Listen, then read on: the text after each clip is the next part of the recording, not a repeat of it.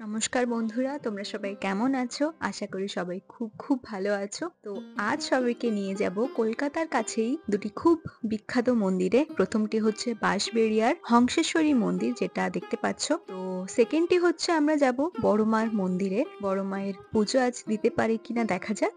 তো চলো আমরা ঘুরে নিই এই দুটি মন্দির, যেটি খুবই বিখ্যাত।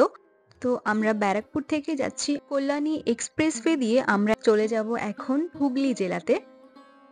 এখন আমরা ক্রস করছি ঈশ্বরগুপ্ত সেতু। এটি ক্রস করার জন্য টোল ট্যাক্স নেওয়া হয় 10 টাকা করে। এই সেতুটি তৈরি করা হয়েছে হুগলি নদীর উপরে, যেটি ত্রিবেণী আর ব্যান্ডেলকে যুক্ত করে। আমরা এখন যাচ্ছি উত্তর চব্বিশ পরগনা থেকে হুগলি জেলাতে। তো ওই দেখো, ওই দূরে হংসেশ্বরী মন্দিরের চূড়া দেখা যাচ্ছে। তো এটি হচ্ছে প্রাণের শহর বাঁশবেড়িয়া। তো চলো জেনে নিই হংসেশ্বরী মন্দির সম্পর্কে। তো হংসেশ্বরী মন্দির আপনারা আসতে পারেন কলকাতা থেকে। এখানে হংসেশ্বরী গেস্ট হাউসও রয়েছে, পার্কিং এর খুব সুবিধা রয়েছে, অনেক বড় জায়গা আছে পার্কিং এর। তো আপনারা 4 হুইলার নিয়েও আসতে পারেন। তো চলো দেখে নেওয়া যাক পার্কিং এরিয়াটা। তো এখানে আমরা আমাদের গাড়ি পার্ক করে নিচ্ছি, দেখতেই পাচ্ছ অনেক জায়গা রয়েছে পার্কিং এ। তো যারা ট্রেনে করে আসছো তারা ব্যান্ডেল নেমে টোটো ধরে স্টেশন থেকে এখানে চলে আসতে পারো, বা নৈহাটি নেমেও চলে আসতে পারো এখানে ত্রিবেণী ঘাট থেকে অটো ধরে। তো এখানে দেখার আরো অনেক কিছু রয়েছে, ইমামবাড়া রয়েছে, ব্যান্ডেল চার্চ রয়েছে। তো আজকে আমরা মন্দিরই ঘুরে দেখবো। তো চলো দেখে নেওয়া যাক হংসেশ্বরী মন্দির আজকে।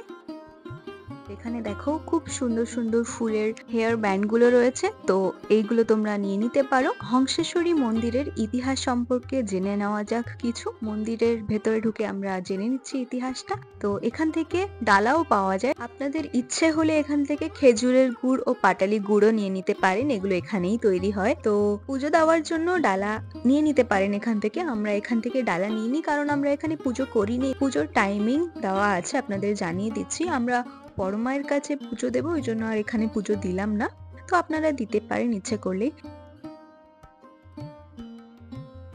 এখানে জুতো জমা রাখারও ব্যবস্থা রয়েছে, আর পার্কিং এর মধ্যে এখানে মোটর সাইকেল ও সাইকেল রাখতে পারেন। কার এখানে এন্ট্রি হয় না, কার পার্কিং এর জন্য আপনাকে বাইরে রাখতে হবে। তো চলো জুতো রেখে আমরা এন্ট্রি করে নিই মন্দিরের মধ্যে।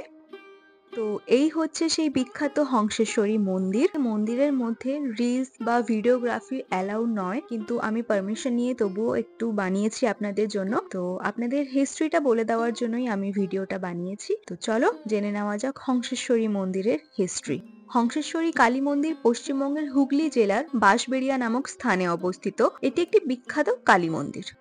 রাজা নৃসিংহদেব 1799 খ্রিস্টাব্দে হংসেশ্বরী কালী মন্দিরের নির্মাণ শুরু করেন, এবং তার মৃত্যুর পর 1814 খ্রিস্টাব্দে তার বিধবা পত্নী রানী শঙ্করী মন্দির নির্মাণ সম্পন্ন করেন। এই মন্দিরে 13টি রত্ন ও মিনার, প্রতিটি প্রস্ফুটিত পদ্মের ন্যায় নির্মিত।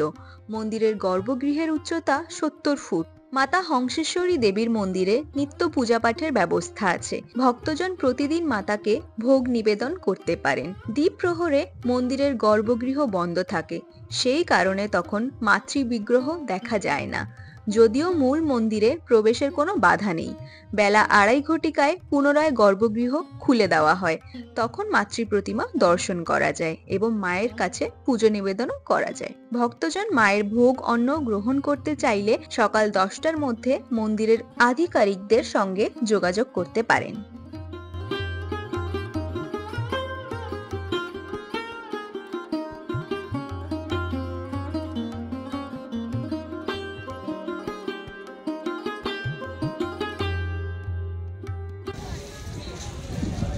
মা বলছে পুজোর তাহলে ওটা দিস। বড় মাছ পুজো করবো,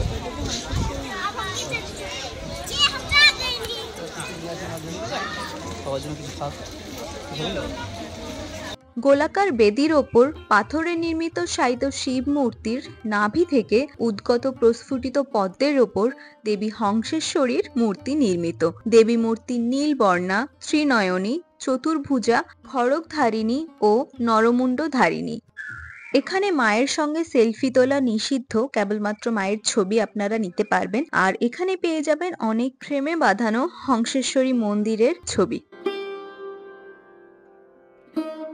ওপরে রয়েছে রাজা নৃসিংহদেবের ছবি। তো মন্দিরটি অনেক পুরনো হলেও খুবই সুন্দরভাবে সুসজ্জিত করে রাখা হয়েছে। এখানে গাঁদা ফুলের মালা দিয়ে সাজানো রয়েছে। আপনারা ইচ্ছা করলে এখানে প্রণামী দিতে পারেন। আপনারা এখানে মনোকামনা করতে পারেন। ইচ্ছা পূরণ হলে হংসেশ্বরী মায়ের মন্দিরে পুজো করতে পারেন।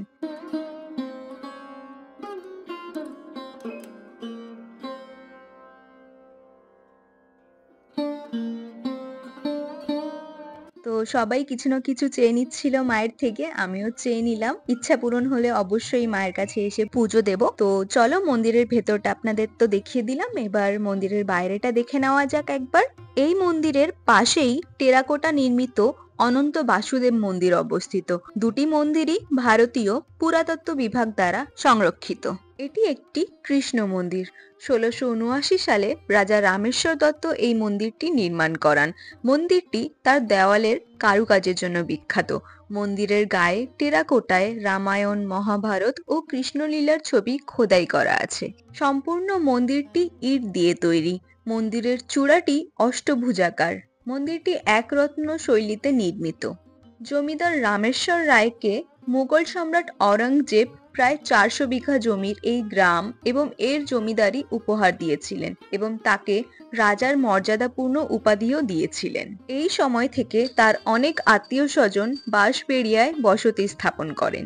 এটি হচ্ছে মন্দিরের পশ্চাদংশ। এখানে মন্দিরের চারিদিকে অনেকগুলো শিব মূর্তি রয়েছে, যেগুলোর নিত্য পূজা করা হয় মায়ের সাথে সাথে।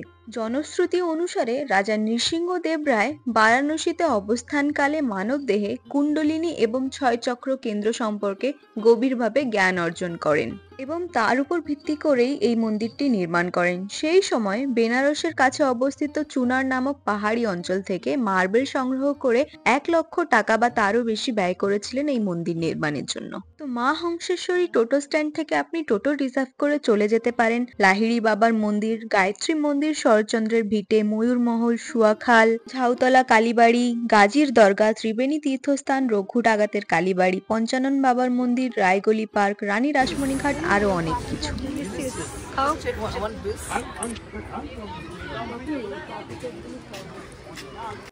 তো এই হলো বিখ্যাত হংসেশ্বরী মন্দির।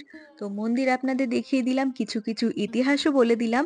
তো চলো, এবার লাঞ্চ টাইম যেহেতু হয়ে গেছে, একটু খিদে পেয়েছিল, তো আমরা আশেপাশে যা পেয়েছিলাম একটু খেয়ে নিয়েছিলাম, ফুচকা, পাপড়ি চাট, এইসবই। তো তোমাদের মনে প্রশ্ন জাগতে পারে, আমরা তো বড় মায়ের পুজো দেবো, তো আমরা কেন খাচ্ছি? তো মা তো আর বলেননি আমাদের না খেয়ে পুজো করতে, তো এগুলো তো খেয়েই নেওয়া যেতে পারে। আর আমরা সকালেই যেতে চেয়েছিলাম, তো ওই সময় মায়ের মন্দির বন্ধ থাকে। আমরা চেয়েছিলাম যেটা টাইমিং আছে বিকালে 4 PM to 8 PM ওই সময় যাওয়ার জন্য। তো এখানে আমার ফেভারিট পেয়ারা মাখা আমি পেয়ে গেছিলাম। বাকিও আমার ভালো লাগে, কিন্তু পেয়ারাটা আমি সবসময় পছন্দ করি, তো ওটাই মাখা নিয়ে নিয়েছিলাম। আর এখানে ও রসগোল্লা নিয়েছিল।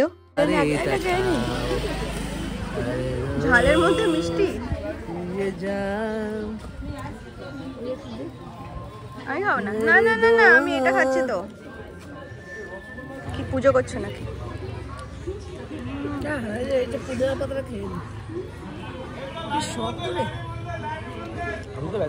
তো চলো, এবার চলে যাওয়া যাক বড়মার মন্দিরে। তো আমরা দেখো চলে এসেছি বড়মার মন্দিরে নৈহাটিতে। তো নৈহাটিতে কালীর বিখ্যাত রূপ হলো বড়মা এবং মানুষ তাকে সবচেয়ে শক্তিশালী দেবী হিসাবে মনে করেন। এটি মূলত নৈহাটিতে গত 100 বছর ধরে অনুষ্ঠিত প্রাচীনতম কালী পূজাগুলির মধ্যে একটি। মানুষের বিশ্বাস বড়মা সকল মানুষের ইচ্ছা পূরণ করেন, তাই প্রতি বছর এখানে বিপুল সংখ্যক ভক্তরা আসেন। এটি সবচেয়ে জনবহুল মন্দিরগুলির মধ্যে একটি।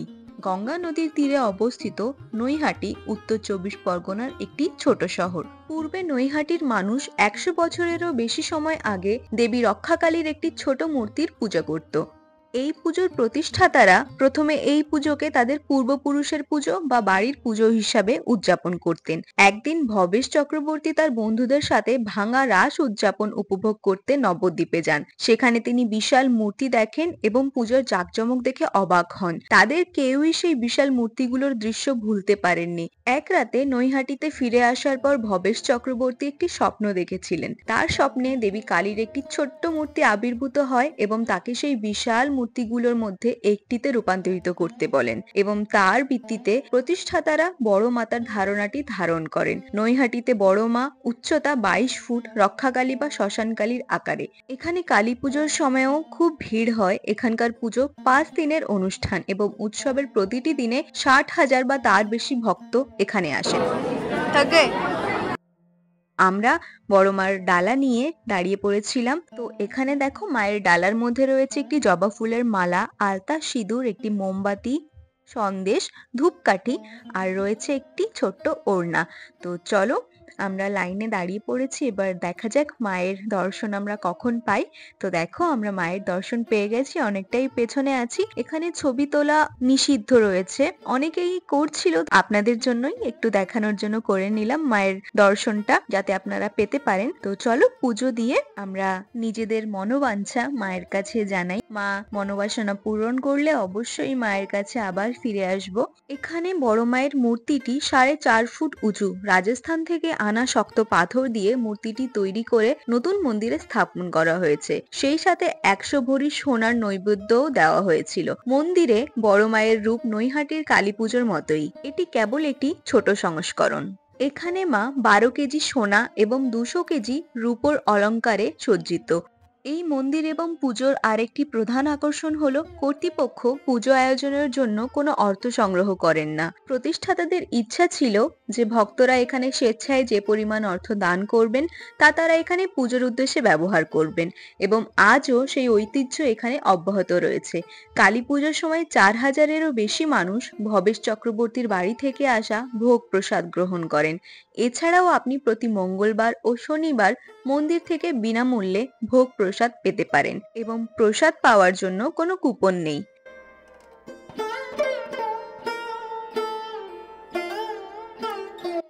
তো আমাদের পুজো সম্পূর্ণ হলো, খুব ভালোভাবেই আমরা পুজো দিতে পারলাম। মা আমাদের ডেকেছিল তাই আসা, কারণ এত কাছে থেকে মায়ের এতদিন আমরা আসতে পারিনি।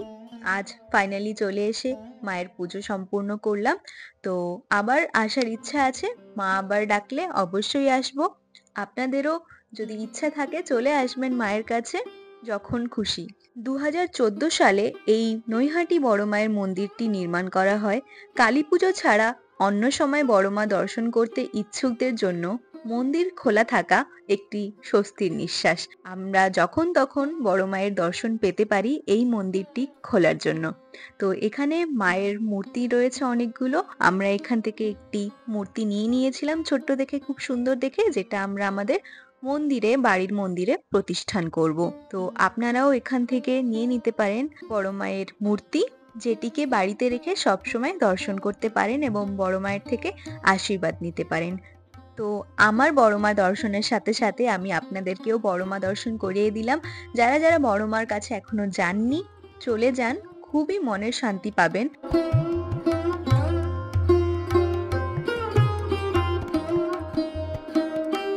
তো এখানে দেখো ফেরার পথে আমরা বড় মায়ের দর্শন আবার পেয়ে গেলাম। এটি হচ্ছে মাটির মূর্তি, এটা কালী পুজোর সময় বানানো হয়, অনেক বড় একটা মূর্তি, সেরকমই একটা মূর্তি আমরা দেখে নিয়েছিলাম। তো চলো, বড় মায়ের জয়, সবার ভালো হোক, সবাই ভালো থাকো, সুস্থ থাকো, আশা করি।